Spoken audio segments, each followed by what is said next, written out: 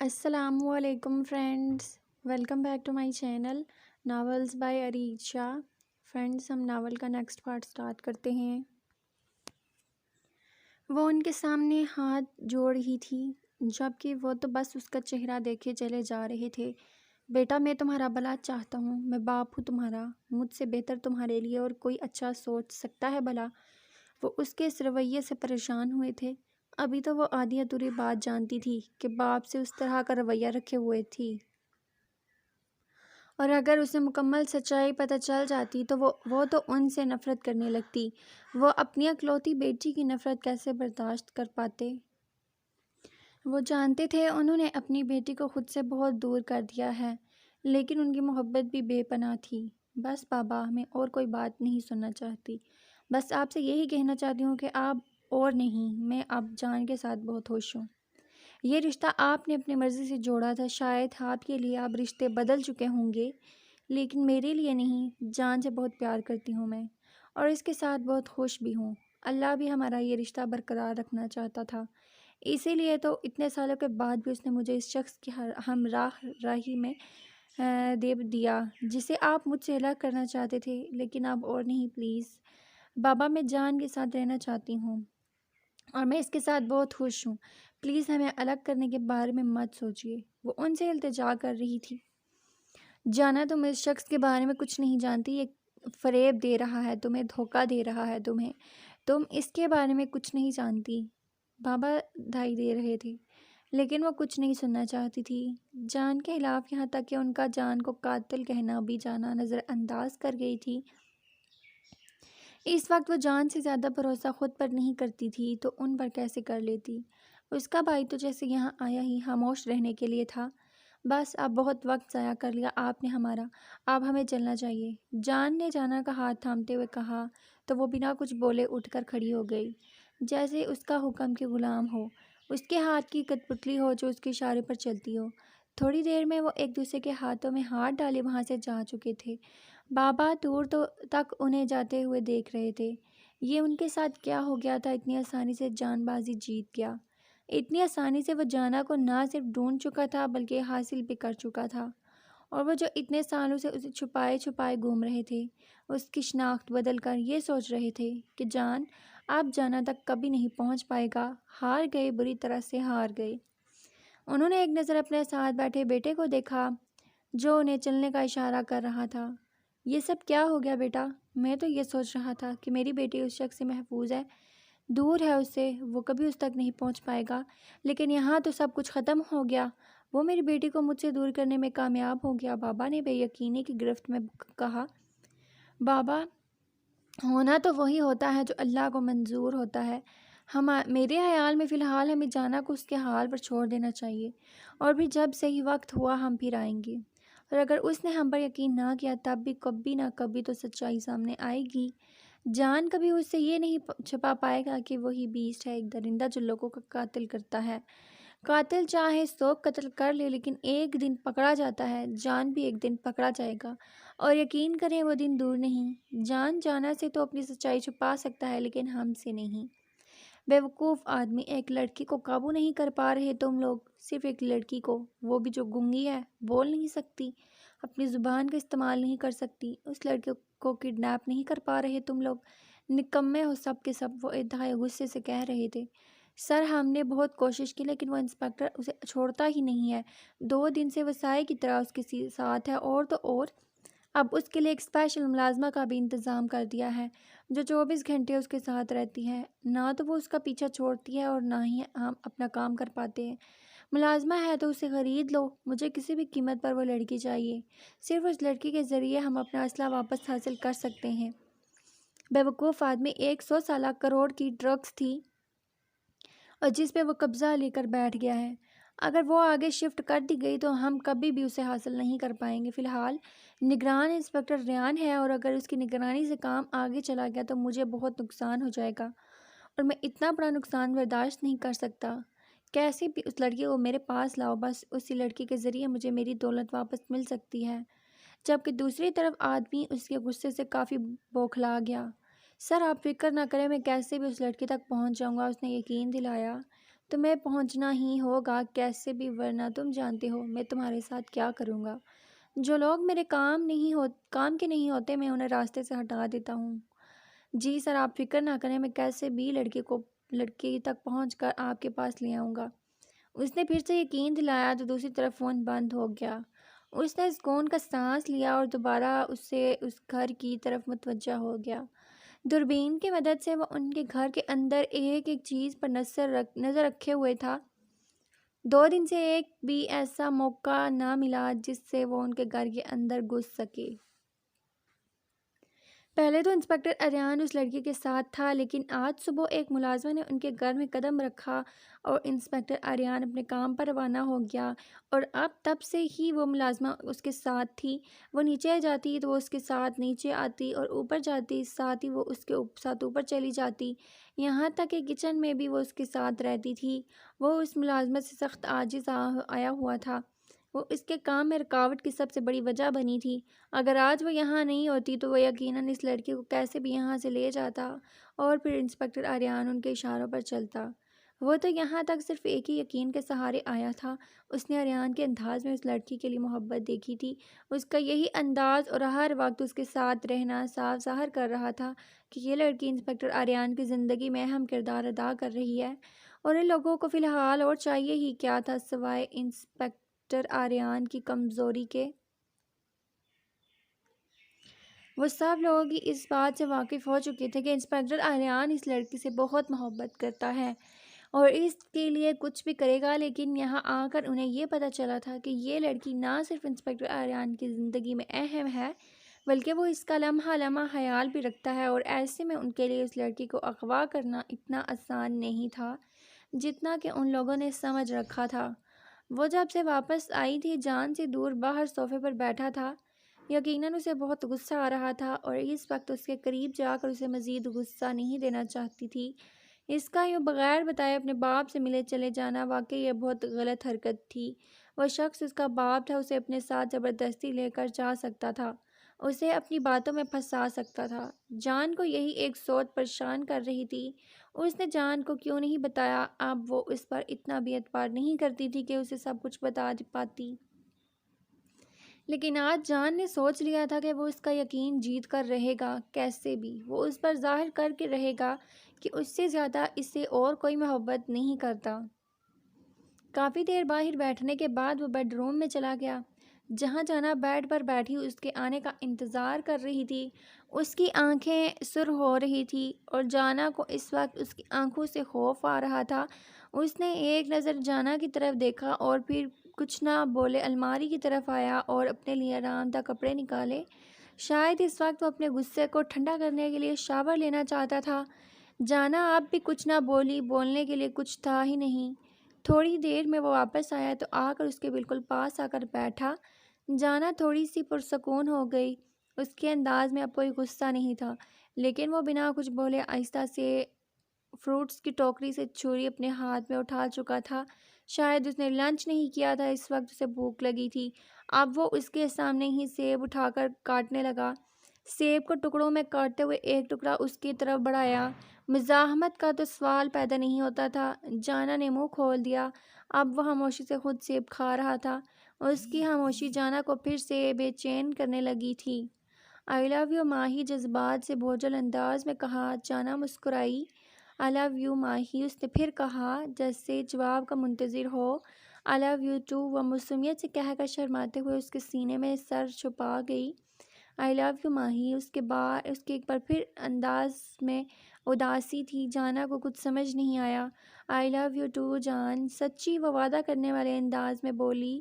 "I love you ماہی" نہ جانے کیوں اس بار اس کے انداز میں غصہ تھا۔ "میں بھی تمہیں بہت چاہتی ہوں جان، میں تم سے بہت پیار کرتی ہوں" جانا اس کے دونوں ہاتھ تھام کر اس کی آنکھوں میں آنکھیں ڈالے شرم و حیا کو ایک طرف رکھ کر اسے اپنے محبت کا یقین دلانے لگی۔ "آئی لو یو ماہی" اس نے پھر سے کہا۔ "آئی لو یو ٹو جان" میں تمہارے لیے کچھ بھی کر سکتی ہوں، کچھ بھی۔ میں ایسا کیا کروں کہ تمہیں میری محبت پر یقین آ جائے؟ مر جاؤ، مجھے مر کر دکھاؤ ماہی۔ جان پر اسرار انداز میں کہتے ہوئے اپنا چاقو اس کے سامنے کر چکا تھا، جبکہ ماہی بے یقینی سے اسے دیکھ رہی تھی، کیونکہ وہ جانتی تھی کہ اس شخص سے ہر چیز کی امید کی جا سکتی ہے لیکن مذاق کی نہیں۔ جان، یہ تم کیا کہہ رہے ہو؟ جانا پریشانی سے کہنے لگی۔ میں نے ایسا کیا کہہ دیا جانا؟ محبت میں تو لوگ مر بھی جاتے ہیں اور مر کر بھی دکھاتے ہیں، کیا تم میرے لیے اتنا نہیں کر سکتی؟ بولو، کیا تم میرے لیے مر نہیں سکتی؟ وہ اسے دکھاتے ہوئے کہنے لگا۔ جان، میں تمہارے لیے کچھ بھی کر سکتی ہوں، اگر تمہیں میری محبت پر یقین تب ہی آئے گا تو ٹھیک ہے، مجھے اپنے ہاتھوں سے ختم کر دو، وہ بنا خوف سے بولی۔ نہیں جانا، مجھے تمہاری محبت پر یقین ہے، مجھے تم پر پورا یقین ہے، میں جانتا ہوں تم میرے لیے کچھ بھی کر سکتی ہو، لیکن شاید تم مجھ پر یقین نہیں کرتی، تبھی تو مجھے بتائے بغیر تم اپنے بابا سے ملنے چلی گئی۔ اگر تم مجھے بتا کر جاتی تو کیا میں تمہیں روک دیتا؟ نہیں ماہی، میں تم سے اتنا پیار کرتا ہوں کہ تمہارے لیے کوئی بھی حد پار کر سکتا ہوں، لیکن تمہیں میری محبت پر یقین ہی نہیں ہے نا یقین تمہیں اپنی جان پر؟ اگر تمہیں یقین ہوتا تو تم کبھی مجھے بتائے بغیر وہاں نہ ہی جاتی، لیکن میں تمہیں یقین دلاؤں گا۔ تم میرے لیے اپنی جان دو یا نہ دو، لیکن میں تمہیں جان دے کر دکھاؤں گا، وہ نرم لہجے میں کہتا ہوا اگلے ہی لمحے اسے چھری کو اپنے ہاتھ پر کاٹتے ہوئے اپنی کلائی کاٹ چکا تھا۔ جانا تو بکھلاہٹ کے مارے کچھ بول نہ پائی، لیکن جان رکا نہیں، بلکہ اس نے بنا دیر کیے تھوڑی سی فاصلے سے دوبارہ اپنا ہاتھ کاٹا۔ جانا جیسے ہوش میں آتے ہوئے اس کی طرف آئی، وہ زمین پر نیچے اس کے پیروں کے قریب بیٹھی بے چینی سے اس کا ہاتھ دیکھنے لگی تھی جہاں سے خون کے فوارے نکل رہے تھے۔ فرش لہو لہان ہو چکا تھا، لیکن جان پر تو جیسے کسی چیز کا کوئی اثر نہ تھا۔ جان، یہ تم نے کیا کیا؟ اپنا ہاتھ دیکھو، کتنا خون بہہ رہا ہے۔ وہ اپنے دوپٹے کو تیزی سے اس کے ہاتھ پر باندھ رہی تھی جو اس کے خون سے مکمل سرخ ہو چکا تھا۔ مجھ پر اعتبار نہیں ہے نہ جانا، لیکن میں تمہیں یقین دلاؤں گا اپنی محبت کا، تمہیں مجھ پر اعتبار کرنا ہوگا جانا، تمہیں اپنے جان پر اعتبار کرنا ہوگا، تبھی تو ہم محبت کی ایک نئی داستان لکھیں گے، اسے ایسے محبت کرنے والے جنہیں کوئی ایک دوسرے سے الگ نہ کر پائے، جو الگ کرنے والے ان کے اپنے تھے جو ان سے ہار گئے۔ جانا، میں اپنی محبت کی کہانی خود لکھوں گا، اور اس کہانی میں پیار کے ساتھ ساتھ اعتبار بھی ہوگا، تمہیں مجھ پر اعتبار کرنا ہوگا، تم مجھ سے کچھ بھی چھپانے کا کوئی حق نہیں رکھتی۔ اس کے لہجے میں دیوانگی تھی۔ جانا اپنے کیے پر پچھتا رہی تھی۔ جان، پلیز مجھے معاف کر دو، مجھ سے غلطی ہو گئی، میں آئندہ ایسا کبھی نہیں کروں گی۔ پلیز ہاسپٹل چلو، تمہارا بہت خون ضائع ہو رہا ہے، پلیز چلو جان، تمہاری طبیعت خراب ہو جائے گی، خون بہہ رہا ہے جان، پلیز چلو میرے ساتھ، میں تم سے وعدہ کرتی ہوں، تمہاری قسم کھاتی ہوں، آئندہ میں تم سے کبھی کچھ نہیں چھپاؤں گی، پلیز میری اس غلطی کو معاف کر دو، پلیز میرے ساتھ ہاسپٹل چلو، میں تم سے وعدہ کرتی ہوں میں آئندہ کبھی بابا سے نہیں ملوں گی، ان کا چہرہ بھی نہیں دیکھوں گی جان، میں کبھی تمہارا اعتبار نہیں توڑوں گی، پلیز تمہارے سامنے ہاتھ جوڑتی ہوں، پلیز ہاسپٹل چلو، بہت خون ضائع ہو رہا ہے۔ وہ کسی پرندے کی طرح تڑپ رہی تھی جس کے پیروں پر کسی نے پیر رکھ لیا ہو۔ جان اس کی آنکھوں میں اپنے لیے بے چینی دیکھ کر جہاں بہت خوش تھا، وہیں اپنی بگڑتی حالت کو محسوس کر کے اس نے ہاسپٹل جانا بہتر سمجھا۔ ابھی وہ اپنی زندگی پر کسی قسم کا کوئی رسک نہیں لے سکتا تھا، ابھی بہت سارے لوگوں کو ان کے انجام تک پہنچانا تھا اور جانا کے ساتھ ایک خوبصورت زندگی جینی تھی۔ لیکن اسے جتلانا نہیں بھولا تھا، اپنے وعدوں پر قائم رہنا جانا، یہ نہ ہو کہ تم انہیں بھول جاؤ، اگر تم اپنا ایک بھی بات بھولی تو میں اپنے طریقے سے یاد دلاؤں گا۔ اس کا لہجہ دمکانے والا تھا، لیکن اس وقت جانا کو صرف اور صرف اس کے بہتے خون کی پرواہ تھی۔ جانا جان کو لے کر سیدھی ہسپتال آئی تھی اور اس وقت ڈاکٹر اس کے ہاتھ پر پٹی باندھ رہا تھا۔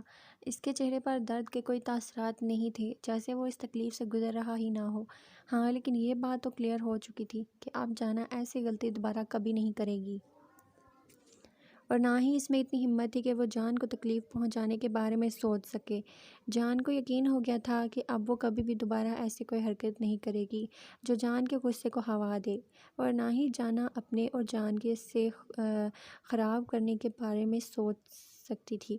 ڈاکٹر کے پاس سے ہو کر وہ سیدھے گھر واپس آئے تھے۔ گھر آ کر بھی جان کا موڈ آف تھا، شاید وہ اتنی آسانی سے اسے معاف کرنے کا ارادہ نہیں رکھتا تھا، اور نہ ہی وہ اس سے بات کر رہا تھا۔ اس کی ناراضگی جانا کو بے چین کر رہی تھی۔ جانا نے میز پر کھانا لگاتے ہوئے اس سے کھانے کے لیے کہا تو اس نے صاف انکار کر دیا۔ مجھے بھوک نہیں ہے، تم کھا کر سو جاؤ۔ اس کے لہجے میں اب بھی غصہ تھا۔ وہ بے چین سی اس کے پاس آئی تھی۔ آئی ایم سوری جان، دوبارہ ایسی غلطی میں نہیں کروں گی۔ میں تمہیں بتائے بغیر کبھی بھی کہیں نہیں جاؤں گی، پلیز تم میرے ساتھ اس طرح روڈ بیہیو مت کرو، مجھ سے تمہارا یہ رویہ برداشت نہیں ہوتا۔ تم مجھ پر غصہ ہو جاؤ، ناراضگی دکھاؤ، سب کچھ ٹھیک ہے، میں سب کچھ سہ لوں گی، لیکن اس طرح مجھ سے بات کرنا مت چھوڑو پلیز جان۔ میں مانتی ہوں مجھ سے غلطی ہو گئی ہے، پلیز مجھے معاف کر دو جان، میں دوبارہ ایسا کبھی نہیں کروں گی۔ میں تمہیں بتا کر جانا چاہتی تھی، لیکن بابا نے تمہارے بارے میں اتنی عجیب بات کی کہ مجھے ان سے ملنے جانا پڑا۔ وہ اس کا ہاتھ تھامے اس کے پاس بیٹھے اسے سمجھانے لگی، جب میں تمہیں اپنے بارے میں سب کچھ بتا چکا ہوں جانا، تو پھر تم کسی اور سے میرے بارے میں پوچھنے کیوں گئی؟ انہوں نے میرے بارے میں ایک بات کہی اور تم ان پر آنکھیں بند کر کے یقین کرتے ہوئے ان کے پاس چلی گئی۔ اگر تمہیں مجھ پر یقین ہوتا تو ایسا کبھی نہیں کرتی جان، مجھے تم پر یقین ہے اور میں تم سے وعدہ کرتی ہوں میں آئندہ ایسا کبھی نہیں کروں گی، بلکہ میں تو تمہیں تکلیف پہنچانے کے بارے میں سوچ بھی نہیں سکتی۔ بس ایک بار مجھے معاف کر دو، مجھ سے غلطی ہو گئی جان۔ اس کی آنکھوں کی نمی کو دیکھتے ہوئے جان نے ایک ہی لمحے میں اسے تھام کر اپنے سینے میں بیچ لیا۔ میں بھی یہی چاہتا ہوں کہ جانا کہ تم آئندہ ایسی کوئی غلطی نہ کرو، کیونکہ اب اگر تم نے میرے اور اپنے رشتے میں اس بے یقینی کو لایا تو میں اپنا ہاتھ نہیں کاٹوں گا بلکہ اپنے آپ کو کاٹ دوں گا۔ اس کے لہجے میں شدت بھی جانا نے تڑپ کر اس کے حصار سے نکلنا چاہا، لیکن اس کی گرفت بہت مضبوط تھی، وہ اس کی باہوں میں صرف قید ہو کر رہ گئی تھی۔ اس کے بار بار سر نہ ملانے کے باوجود بھی اریان نے نرمی سے اس کے بال بنائے اور پھر پیار سے اسے ناشتہ کرواتے ہوئے ملازمہ کے آ جانے کے بعد ہی اپنے کام پر گیا۔ جب سے وہ پریگننٹ ہوئی تھی اریان تو بالکل اس کا سایہ بن گیا تھا، وہ ایک لمحے کے لیے بھی اسے اکیلے نہیں چھوڑتا تھا، ہر وقت اس کے آس پاس رہتا، اس کا خیال رکھتا، اور اس نے ملازمہ کو بھی بالکل اپنے جیسے ملازمہ بھی اس نے اپنے جیسے بالکل ڈھونڈی تھی، وہ بھی کسی روبوٹ کی طرح اس کے سر پر سوار رہتی، ایک لمحے کے لیے بھی اسے کسی کام کو ہاتھ نہیں لگانے دیتی۔ آریان کے آتے ہی اس کی شکایت کا لمبا سلسلہ شروع ہو جاتا اور وہ ملازمہ کے اشاروں میں اسے اتنی شکایت لگاتی، لیکن آریان صرف مسکراتا رہتا۔ یہ بھی الگ بات تھی جب سے وہ پریگننٹ ہوئی تھی اور آریان کو اس کا برا انداز اچھا لگتا تھا، اس کے اشارہ کرنے، اپنی بات سمجھانا، آریان کو سب کچھ الگ لگنے لگا تھا۔ اس کے چہرے پر آئی ممتا کی رونق آریان کو حد سے زیادہ محسوس ہونے لگی تھی۔ ایک وقت تھا جب وہ سوچتا تھا کہ ایک دن ہوگا اس کی بھی فیملی ہوگی، بیوی ہوگی، بچے ہوں گے، اور اب جب اسے پتہ چلا تھا کہ ارشفا پریگننٹ ہے، اس کے تو پاؤں جیسے زمین پر نہیں ٹھہر رہے تھے۔ اس کا خواب سچ ہو رہا تھا، اس کی خواہش پوری ہونے لگی تھی۔ وہ اپنے آنے والے بچے کو لے کر بہت زیادہ ایکسائٹڈ تھا، جیسے ابھی آنے میں 8 ماہ باقی تھے۔ ایسے میں اگر وہ سب سے زیادہ کوئی کام کر رہا تھا تو وہ تھا ارشفا کا خیال رکھنا، وہ اسے زمین پر پیر اتارنے کی بھی اجازت نہیں دیتا تھا۔ اس کا دل چاہتا تھا کہ وہ ہر لمحے اس کے ساتھ رہے، اس کے ایک ایک مومنٹ کو انجوائے کرے، لیکن یہ بھی اس کی مجبوری تھی کہ کام بھی بہت ضروری تھا، جس کی وجہ سے اسے اپنی عرشی سے دور جانا پڑتا، لیکن زیادہ دیر کے لیے نہیں۔ صبح 9 بجے وہ کام پر جاتا تو شام 5 بجے تک وہ کسی بھی حالت میں گھر واپس آ جاتا تھا، اور پھر اس کے جانے کے بعد ہی ملازمہ اپنے گھر جاتی تھی، جس کی وجہ سے ان کی راہ میں بیٹھے دشمن ان پر حملہ آور نہیں ہو پا رہے تھے۔ وہ کتنے دنوں سے ان کے گھر کے باہر پہرا دے رہے تھے، لیکن اس کے ہاتھ ایسا کوئی وقت نہیں آیا جس میں وہ انسپکٹر آریان کی کمزوری کا فائدہ اٹھا سکے۔ وہ کسی بھی طرح اس لڑکی تک پہنچنا چاہتے تھے، اور پھر انسپکٹر آریان نے وہی کرنا تھا جو وہ کہتے۔ وہ آریان کو اپنے ہاتھ کی کٹپتلی بنا کر استعمال کرنا چاہتے تھے، لیکن افسوس یہ اتنا آسان ثابت نہیں تھا جتنا وہ لوگ سمجھ رہے تھے۔ آریان ان کے لیے ایک بہت مشکل ٹاسک تھا۔ اس نے اپنی کمزوری کو سامنے ضرور رکھا تھا، لیکن اس کی کمزوری سے فائدہ اٹھانا ان کے بس کی بات نہیں تھی۔ اس کا باس بھی اب اس سے تنگ آ چکا تھا، آئے دن اس سے اپنی بےعزتی کروا کر وہ غصے کی حالت میں یہاں آتا کہ آج کسی بھی طرح ان کے گھر میں گھس کر ان کی بیوی کو کڈنیپ کر لے گا، لیکن ہر روز اس کے ہاتھوں میں سوائے ناکامی کے کچھ نہیں آ رہا تھا۔ بیسٹ کی بھیجی ہوئی لسٹ دن بدن چھوٹی ہوتی چلی جا رہی تھی، اب صرف 16 لوگ باقی تھے جو بیسٹ کے ہاتھوں موت کا شکار ہونے جا رہے تھے۔ بیسٹ نے بہت جلد ان تک پہنچ کر ان کا کام بھی تمام کر دینا تھا، اور یہ لوگ کون تھے، کہاں تھے، کیا کرتے تھے اور بیسٹ سے ان کا کیا واسطہ تھا، ان سب کے بارے میں وہ کچھ نہیں جانتے تھے۔ بیسٹ کب کہاں کیسے مارنے کے بارے میں سوچ رہا تھا، اور یہ سب ان کے لیے سوائے ایک سوالیہ نشان کے اور کچھ نہیں تھا۔ دن بہ دن یہ کیس مزید پیچیدہ ہوتا جا رہا تھا۔ بیسٹ ان کے ہاتھ نہیں آ رہا تھا۔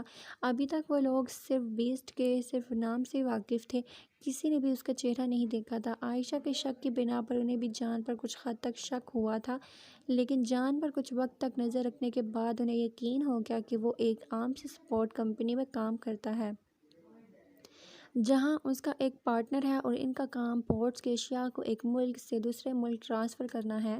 اور اب وہ جان کو اس کے حال پر چھوڑ کر ایک بار پھر سے بیسٹ کیس میں مصروف ہو چکے تھے۔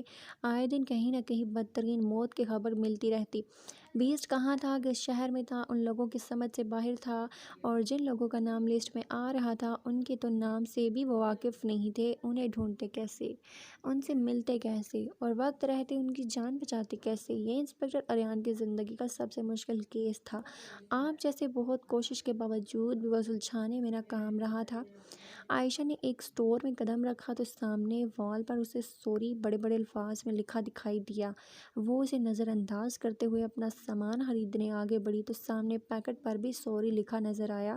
ایسے ہی سوری کے کارڈ اسے کچھ دن موصول ہوتے رہے، جسے وہ سر سے نظر انداز کیے ہوئے تھی۔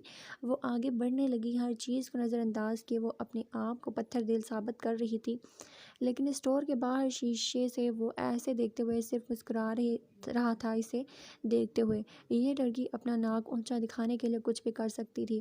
وہ اپنا سامان خرید کر اسٹور سے باہر نکلے تو سامنے ہی بینر پر اسے بہت بڑا سوری لکھا نظر آیا۔ اس کے چہرے پر ایک خوبصورت سی مسکراہٹ کھلی تھی، جسے وہ اگلے ہی لمحے چھپاتی تیزی سے آگے بڑھ گئی۔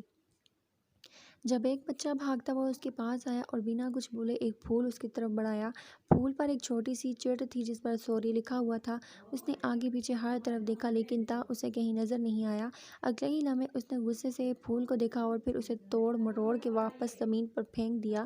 اس کی حرکت پر بچے نے منہ بسور کر اسٹور کے اوپر کی طرف دیکھا جو بچے کو دیکھ کر مسکرا رہا تھا، لیکن شاید بچے کو آنٹی کی حرکت پسند نہیں آئی تھی، اس لیے پیر پٹکتا وہاں سے بھاگ نکلا۔ ابھی تھوڑی ہی آگے بڑھی تھی جب اسے دو موٹر سائیکل کے بیچ میں ایک بڑا سا کپڑا نظر آیا۔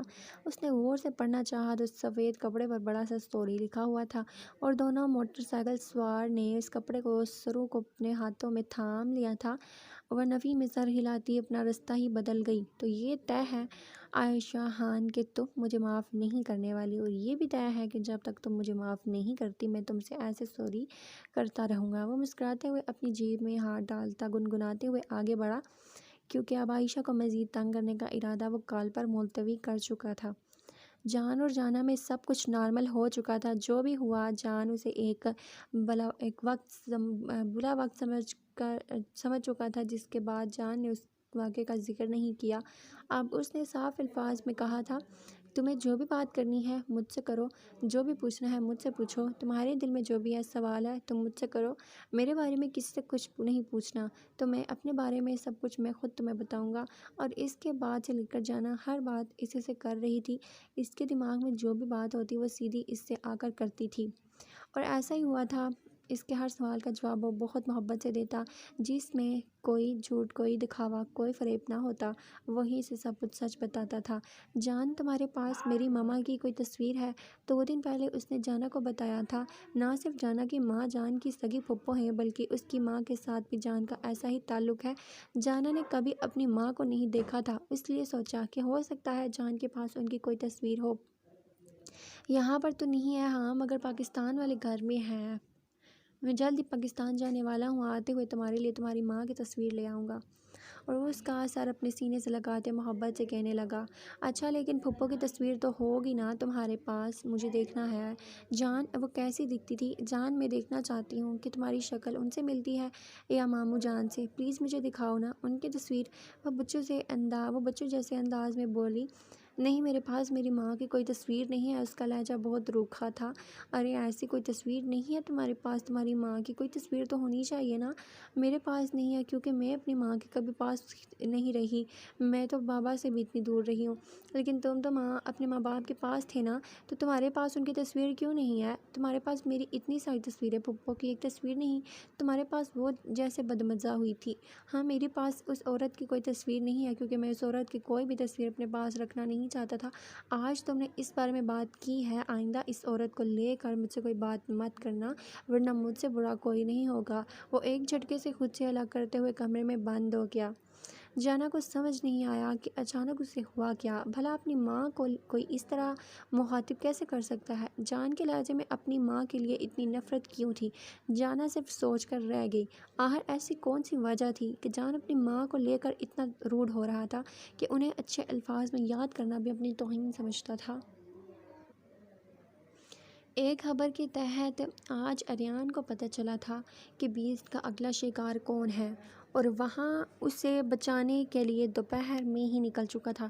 سفر زیادہ ہونے کی وجہ سے اس نے ملازمہ کو فون کر کے کہا تھا، مجھے آنے میں دیر ہو جائے گی، تم گھر پر رہنا اور ارشفا کو اکیلے بالکل نہیں چھوڑنا۔ اور ملازمہ نے بھی اسے یقین دلایا تھا کہ اس کے آنے سے پہلے وہ کہیں نہیں جائے گی۔ تو آریان بھی بے فکر ہو کر اپنے کام پر چلا گیا، لیکن یہ دھیان ارشفا پر ہی لگا ہوا تھا۔ وہ اس کے دیر سے آنے پر آج کل پریشان ہو جاتی تھی، اور وہ نہیں چاہتا تھا کہ وہ پریشان ہو کر اپنی صحت خراب کرے۔ اسی لیے اس نے سوچا تھا کہ وہ جلد سے جلد اپنا کام ختم کر کے گھر جلدی واپس آ جائے گا، لیکن اسے بالکل اندازہ نہیں تھا کہ یہاں کام اتنا زیادہ بڑھ جائے گا۔ ایک تو سفر اچھا خاصا لمبا تھا، اور یہاں پر ایسا کچھ نہیں تھا جیسا ان لوگوں نے سوچ کر رکھا تھا۔ یہ ایک غلط معلومات ثابت ہوئی تھی۔ یہاں نہ تو بیسٹ تھا، اور نہ ہی بیسٹ کا کوئی نام و نشان، اور نہ ہی اس آدمی کے بارے میں انہیں پتہ چلا تھا جو بیسٹ کا اگلا شکار ہونے جا رہا تھا، بلکہ یہاں تو اس نام کا کوئی شخص کبھی تھا ہی نہیں۔ ان لوگوں نے اس لسٹ میں موجود ہر نام کی مکمل معلومات لی، لیکن اس علاقے میں ان میں سے کوئی بھی شخص نہیں تھا۔ انہیں مایوسی سے واپس کی راہ لینی پڑی۔ بیسٹ کیس پر وہ لوگ کام کر رہے ہیں، اس بات کو بہت کم لوگ جانتے تھے، اور اس لسٹ کے بارے میں بھی لوگوں کو بہت کم بتایا گیا تھا۔ اس لسٹ میں کتنے نام تھے اور کتنے لوگوں کو اس کے بارے میں پتہ تھا، ان کے پرسنل معلومات تھی جو وہ کسی کے ساتھ شیئر نہیں کرتے تھے۔ لیکن جس یقین سے اس خبری نے اس شخص کا نام لیا جو ان کے لسٹ میں اگلا نام تھا، تو انہیں مجبوراً اس جگہ جانا پڑا۔ ایک بات تو انہیں کلیئر ہو گئی تھی، وہ خبری جو کوئی بھی تھا ان کے بارے میں خاص معلومات رکھتا تھا، اور بیسٹ کیس کے ساتھ بھی اس کا گہرا تعلق تھا، ورنہ اتنے یقین سے وہ لسٹ میں موجود اگلا نام کیسے لے کر بتا سکتا تھا۔ لیکن اس وقت یہ سب کچھ نہیں سوچنا چاہتا تھا، وہ صرف گھر واپس جانا چاہتا تھا۔ ارشفا کے پاس اس وقت اس کے دل و دماغ میں سوائے ارشفا کے اور کچھ نہیں تھا۔ آج صبح اس کا کام پر آنے کا دل نہیں کر رہا تھا، نہ جانے کیوں آج اس کا دل بے چین تھا۔ وہ ارشفا کو اکیلے چھوڑ کر آنا نہیں چاہتا تھا، لیکن ضروری کام کی وجہ سے آنا پڑا، اس لیے وہ جلد سے جلد واپس جانا چاہتا تھا۔ لیکن اسے احساس تھا کہ وہ اسے واپس پہنچنے میں ابھی بھی تقریباً 3 گھنٹے آسانی سے لگ جائیں گے۔ آریان کو جھوٹی انفارمیشن دے کر شہر سے باہر بھیج چکے تھے تاکہ اس کی غیر موجودگی میں آسانی سے اپنا کام سر انجام دے سکیں۔ پوری تیاری کے ساتھ وہ گھر کے اندر چھت کے راستے داخل ہوا۔ سامنے ہی کچن میں ملازمہ کھڑی کام کرتی نظر آئی، جبکہ ارشفا اپنے کمرے میں تھی۔ وہ دبے پاؤں ملازمہ کے پیچھے آ کر ایک رومال پیچھے سے اس کے منہ پر رکھا۔ 1 منٹ وہ پھڑپھڑانے کے بعد اسے دیکھنے کی کوشش کرنے میں ناکام ہوتے زمین پر جا گری، اور اگلے ہی لمحے بے ہوش ہو گئی۔ پہلا کام وہ بہت آسانی سے کر چکے تھے، اب اسے دوسرا کام کرنا تھا، ارشفا کو یہاں سے غائب کرنا تھا۔ آہستہ آہستہ بنا آواز بھی یہ سیڑھیاں چڑھ رہا تھا۔ وہ ارشفا کو کسی بھی قسم کی ہوشیاری کرنے کی اجازت نہیں دے سکتا تھا، اس کا انداز بالکل غیر محسوس کرتا تھا۔ اس نے آواز کیے بنا دروازہ کھولا تو سامنے ارشفا کو بیڈ پر بیٹھے کچھ پڑھتے ہوئے پایا۔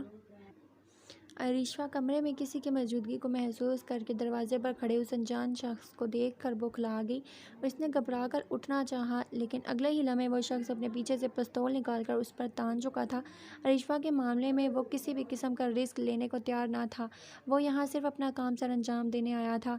یہ لڑکی ان کے لیے بہت اہم تھی، بس یہی ایک لڑکی راستہ تھی۔ انسپکٹر آریان سے اپنا کام نکلوانے کے لیے کوئی بھی ہوشیاری کرنے کی ضرورت نہیں ہے۔ وہ چہرے پر ماسک لگائے پستول اس پر تانے اچھا خاصا ڈرا چکا تھا۔ وہ آہستہ آہستہ اس کی طرف بڑھنے لگا، جب کہ ارشفا پیچھے کی طرف قدم اٹھانے لگی۔ وہیں رک جاؤ بے وقوف لڑکی، اگر تم نے کسی بھی قسم کی ہوشیاری کی تو نقصان کی ذمہ دار خود ہوگی، وہ اسے دھمکا رہا تھا۔ یہ تو وہ بھی جانتا تھا کہ وہ بول نہیں سکتی، یہاں آنے سے پہلے تمام ہوم ورک کر کے آیا تھا، اور اتنے دنوں سے وہ صرف اور صرف ایک موقع کی تلاش میں تھا، اور آج اسے وہ موقع مل چکا تھا۔ اس نے اس کی طرف بڑھتے ہوئے رومال اس کے چہرے پر رکھنا چاہا، لیکن اس سے پہلے ہی کوئی جرحانہ انداز میں اس کا ہاتھ تھام چکا تھا۔ اس نے گھبرا کر سامنے کھڑے شخص کی طرف دیکھا اور دوسرے ہاتھ میں پکڑے پستول کی مدد سے اسے گولی مارنی چاہی، لیکن اس آدمی نے ایسا نہ ہونے دیا۔ پستول پر زور دینے کی وجہ سے ایک گولی چل کر سامنے لگی وال پر جا لگی، جس کی وجہ سے ارشفا کی گھبراہٹ میں مزید اضافہ ہو چکا تھا، لیکن سامنے کھڑا شخص اس کا مسیحا تھا۔ اس نے اللہ کا شکر ادا کیا کہ اسے کسی کو تو بھیج دیا تھا اس کی حفاظت کے لیے، لیکن وہ یہ نہیں جانتی تھی کہ سامنے کھڑا شخص جسے وہ فرشتہ سمجھ رہی ہے وہ ایک درندہ ہے۔ لیکن اس بات کا اندازہ بھی اسے جلد ہو گیا تھا جب سامنے والے لڑکے نے اس پر حملہ کرنے کے بجائے حملہ کرنے کی کوشش کی اور اس کے مسیحا نے درندے کا روپ دکھاتے ہوئے اپنی جیب سے چاقو نکالا اور اس کے سینے کے آر پار کر دیا، اور پھر وہ شخص رکا نہیں بلکہ اس کا ہاتھ چلتا گیا اور اس انسان کا سینہ چیرتا گیا۔ منظر دیکھ کر ارشفا نے چیخنا، چہانا، چلانا، یہ منظر اس کے لیے قیامت سے کم نہیں تھا، لیکن وہ نہ تو چلا سکتی تھی اور نہ ہی کسی کو پکار سکتی تھی۔ بس کھلی آنکھوں سے یہ نظارہ دیکھتے ہوئے وہیں زمین پر بیٹھی چلی گئی۔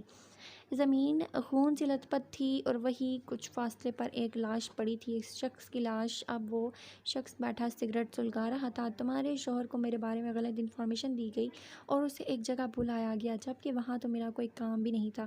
جب سعود زاہد کو لوگ ڈھونڈ رہے ہیں وہ تو یہ تھا۔ اس نے مرے ہوئے آدمی کی طرف اشارہ کرتے ہوئے کہا، مجھے کہنا نہیں چاہیے لیکن تمہارے شوہر کے پاس اتنا دماغ نہیں ہے کیا، جب جانتا ہے کہ اس نے ان لوگوں کا اتنا نقصان کیا ہے اور آپ وہ خاموشی سے نہیں بیٹھیں گے، کوئی نہ کوئی کھیل کھیلیں گے؟ تمہیں اس طرح سے اکیلے چھوڑ کر کیوں چلا گیا، جبکہ وہ جانتا بھی ہے کہ اس شخص کی کمزوری صرف تم ہو اور وہ تمہارا استعمال کر سکتے ہیں۔ آج میں یہاں نہیں آتا تو تم جانتی بھی ہو کیا کرتا وہ۔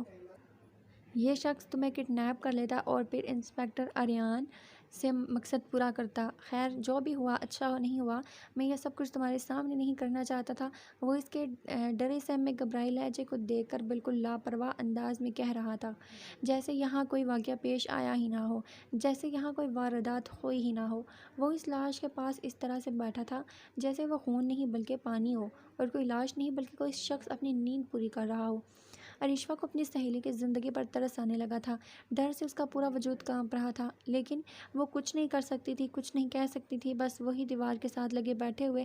آہستہ آہستہ اس کی آنکھیں بند ہونے لگیں اور وہ بے ہوش ہو گئی۔ اسے کچھ یاد تھا تو بس اتنا کہ وہ شخص اسے جاتا ہوا نظر آیا تھا اور اس کے بعد وہ اپنے خواص برقرار نہیں رکھ پائی تھی۔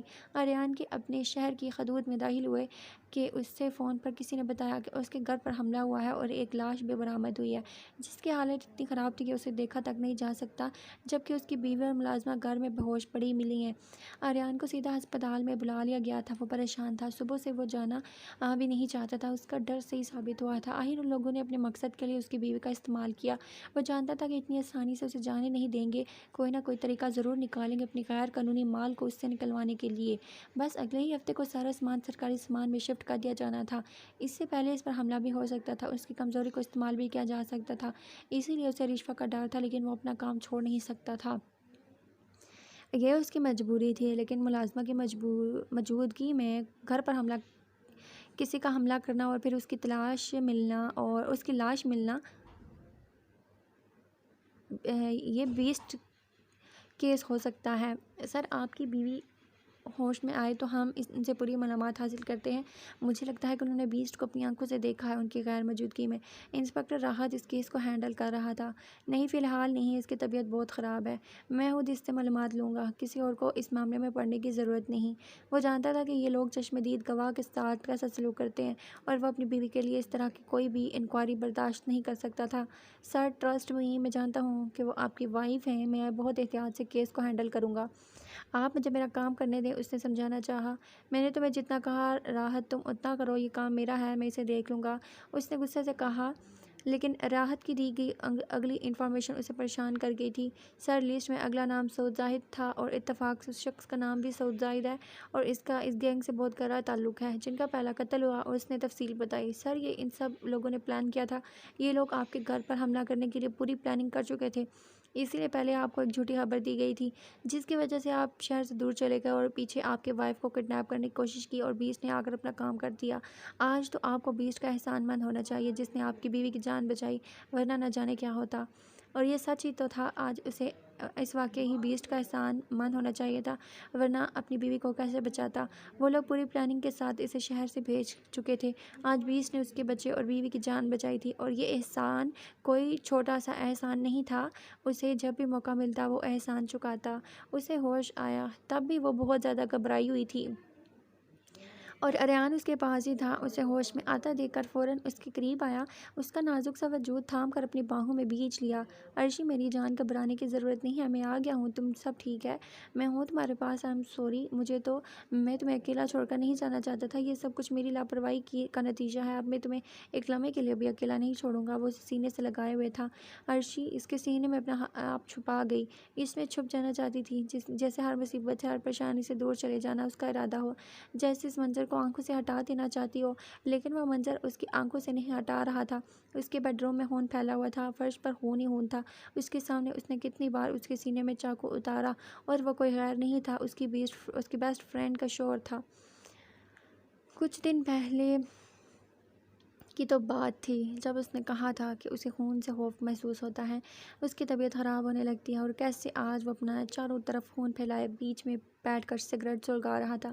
اس کی سوچوں کے سارے دھاگے اس وقت جان کے ساتھ بندھے ہوئے تھے جب انسپکٹر عمران اور انسپکٹر رضی اندر داخل ہوئے۔ السلام علیکم بھابھی، کیسی طبیعت ہے آپ کی؟ عمران نے پہل کی، لیکن شاید اس وقت کسی سے نہیں بات کرنا چاہتی تھی۔ اریان کے سینے سے لگی کسی کو کوئی جواب نہیں دے رہی تھی، بس خاموشی سے چاروں طرف وہ سمجھ چکے تھے کہ ارشفا گھبرائی ہوئی ہے۔ عمران اور رضی نے بھی اس وقت ان دونوں کو اکیلے چھوڑنا بہتر سمجھا اور ان کو خدا حافظ کہتے باہر چلے گئے۔ اریان ارشفا کو لے کر بہت پریشان تھا۔ ارشفا کی حالت ابھی تک سنبھلی نہیں تھی اور طبیعت بھی بہت زیادہ خراب تھی۔ ایسے میں اریان کو کچھ سمجھ نہیں آ رہا تھا، اس کی حالت کے بیبی کے لیے بھی بری ہو سکتی تھی۔ ڈاکٹر نے اسے اسٹریس سے دور رکھنے کے لیے کہا تھا اور اریان سے جتنا ہو سکے وہ اتنا کرنے کی کوشش کر رہا تھا، لیکن اس کے باوجود بھی وہ حد درجہ سہمی ہوئی تھی۔ اپنی آنکھوں سے کسی کا قتل ہوتے دیکھنا بہت دل گردے کی بات ہے، اور ارشفا جیسی نازک سی لڑکی کے لیے یہ منظر کتنا خوفناک ہوگا وہ سمجھ سکتا تھا۔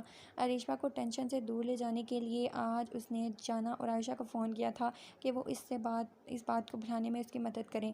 عائشہ نے تو جب سے سنا تھا کہ اس نے بیسٹ کو اپنی آنکھوں سے دیکھا ہے وہ بہت پریشان تھی، جبکہ جانا تو اس کے غیر ہوتی حالت کا سن کر جان کے ساتھ یہاں آ گئی تھی۔ جان تو باہر اریان کے پاس بیٹھ گیا، اگر ارشفا کو ذرا بھی اندازہ ہوتا کہ باہر جان آیا ہوا ہے تو نہ جانے اس کی کیا حالت ہوتی۔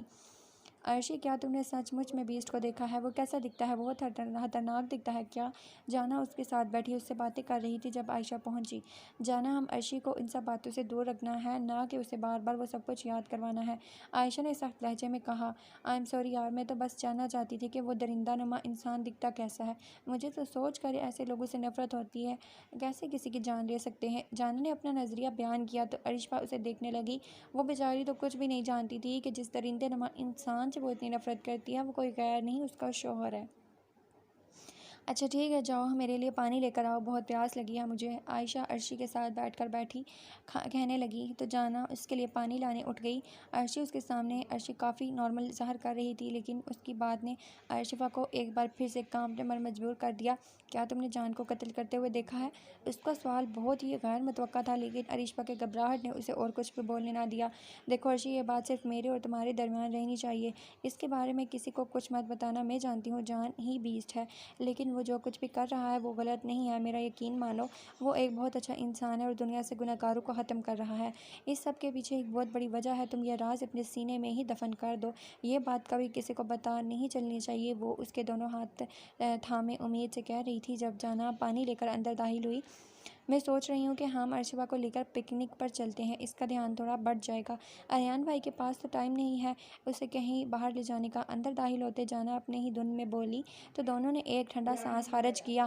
وہ ان لوگوں کو کوئی بھی بات نہیں سن پائی تھی۔ ویسے آئیڈیا برا نہیں ہے، ہم تینوں کو کہیں باہر نکلنا چاہیے، عائشہ نے بھی اس کی ہاں میں ہاں ملاتے ہوئے کہا، اور تھوڑی ہی دیر میں وہ دونوں اس سے اس موضوع سے ہٹانے میں کامیاب رہی تھی۔ جان، کیا تمہیں پتہ ہے عرشی نے بیسٹ کو اپنی آنکھوں سے دیکھا ہے اسے قتل کرتے ہوئے؟ میں نے تو بہت بار پوچھا کہ وہ کیسا دکھتا ہے، پر عائشہ نے کہا کہ مجھے بار بار نہیں پوچھنا چاہیے، اسے تو ہر دفعہ اس کو بار بار شخص کا چہرہ یاد آ جائے گا اور یہ اس کے